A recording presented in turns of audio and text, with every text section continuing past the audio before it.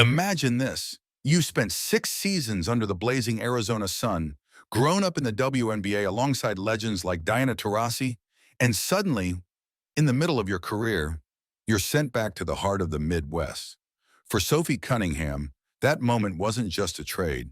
It was a reset button, a homecoming, and maybe, just maybe, the start of something that could end with a WNBA championship ring or an unexpected new chapter somewhere else. When the Indiana Fever introduced Sophie Cunningham at Gainbridge Fieldhouse, it felt bigger than a standard media day. New banners, new energy, and a clear message. This franchise isn't rebuilding anymore. It's ready to compete now. Sophie smiled through it all, clutching her new jersey and repeating one word: championship. After years in Phoenix, she finally felt she'd found the style of basketball and the culture she thrives in. Joke, but I guess people really took that seriously. People Yeah. love it. What excites you about playing with her this year? I mean, she being able to shoot and spread the court for her to go do her thing. She's still young, and I think that I've been taken under. The relationship piece is huge, and when you're trying to do something great, it takes everybody. And so I want her to go do her thing, and I stick up for my teammates, I stick up for myself. And so sometimes I think that's okay to be feisty and to be yourself. But I'm excited just to be a part of something great. Just really happy to be here. What was it like to watch from afar what was happening, not just here, but My 2 feet are at, and so I wasn't necessarily paying attention so much to what Indiana was doing. I mean, you hear about it, period, not only for her, but for her teammates around her, for Indiana as a whole. But I think it's all really good things. I'm around very often, and so if you're not paying attention, I don't know what you're doing. Your initial mindset was, or your initial reaction was, Has changed our game in the best possible way, in every way. And so just to be alongside of her and maybe relieve the pressure. Diana took me under her wing, and I've learned a lot from her, and now I hope to kind of do the same for Caitlin if she wants it. I just think the thing she needs from me, I'm going to be here. But again, I think that just the competitor that I am, I'm fierce, I'm sassy, I play in front of the fans. I think that she's drawn a lot of people, not only to Indiana, but to the women's game as a whole. And so city the Fever went to? I love it. And to be honest, I was just so dialed in. Wherever I'm at, I'm a very present person. But now that I've been here, and I have been paying a lot more attention to it, and it's crazy, right? It's a whirlwind, and there's an adjustment piece, and so it takes a little bit to get adjusted to it. But after that, I mean, come on, it's part of something great that doesn't come. let's win a championship. Yeah. What were the things that were like, oh yeah, this is a lock?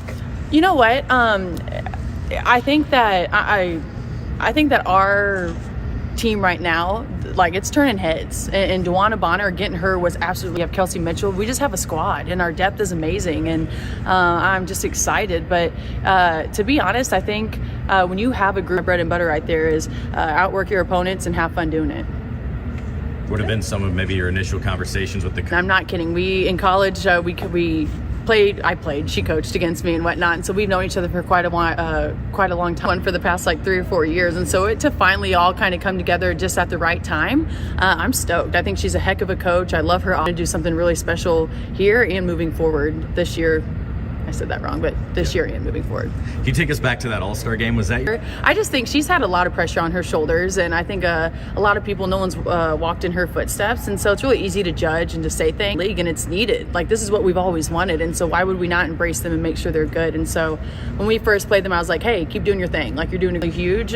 She was one of my vets when I was a rookie coming in, and she's no one to mess with. I love Natasha Howard. You have Aaliyah Boston, group that can let go of the egos, and you're really just here to win and work hard. I think that's the best type of group, and you're all willing to do the dirty work, and I think that's what I'm most excited about. That's my coaching staff, as they maybe discuss what this season could be like, both for the team and for you. Yeah, I've always been a huge fan of Stephanie White, and since I've been in the league, I was like, hey, when are you going to coach me? It was always just kind of a running joke, and it's been offense. I love her approach to games and her approach to her players and the relationship she has with their players. And so I just think that we're going to... Your first interaction with Caitlin, and what was so funny? Yeah, to be honest, when we first played her, but at the end of the day, we all need to empower each other and be there for each other. I think she's done a lot, not only her, but that rookie class. They've brought a lot of attention to our great job. If you ever need anything, reach out. And then, which is not like me, normally I'm like, whatever. But, and then the All-Star game, we were just having fun. I mean, she was playing, I was having a good time on the sideline, and I kind of told her, I was like, hey, why are you smiling, Jackie? Just kidding, I'm going to be good today. Oh, Amber said that she said she's been hearing from people talking about the Fever, that this is the best movie. And how do you feel about a comment about that? Yeah, I think what happened to us this season, you don't see exhausted, to be honest. It's season just ended, but when this reaching out to us, it was truly awesome and inspiring. But it was also a season from hell, and hopefully this never happens. It's exhausting, and so for us to kind of be able to finally take a deep breath and know no one else is going to get injured is a huge break. Where's your mind racing at that juncture?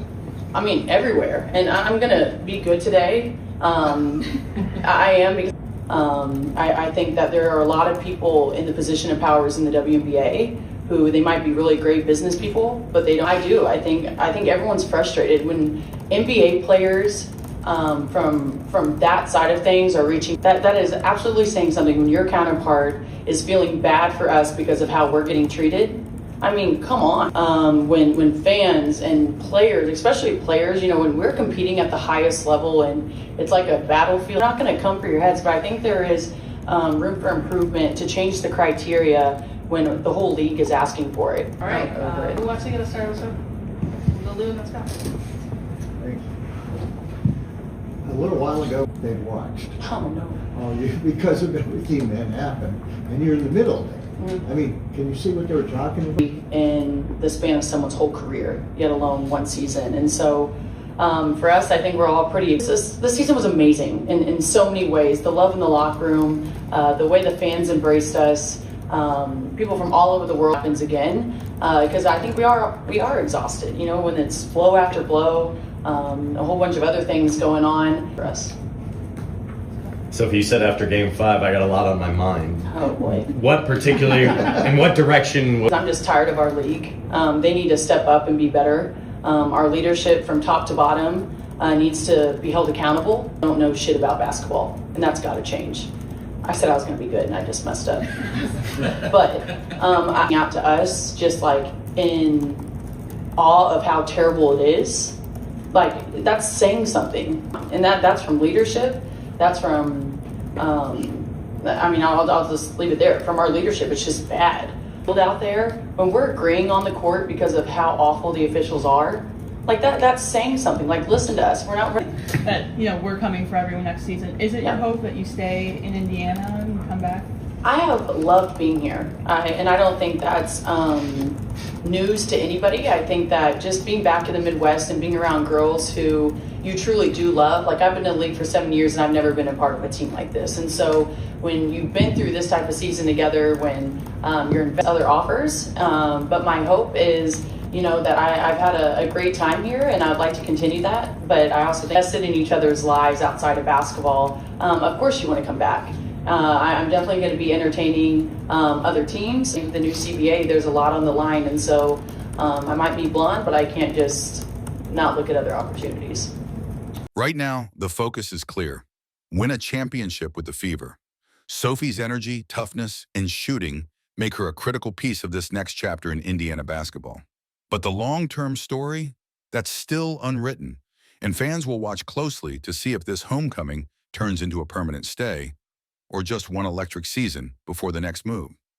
Sophie Cunningham's arrival could be the spark that takes the Fever from exciting to unstoppable.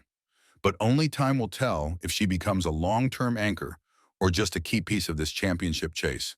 What do you think? Will Sophie stay in Indiana and help build a dynasty with Caitlin Clark?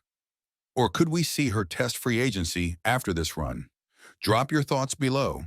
And if you love following the rise of the Fever, smash that like button, subscribe, and join us as we cover every twist in this new WNBA era.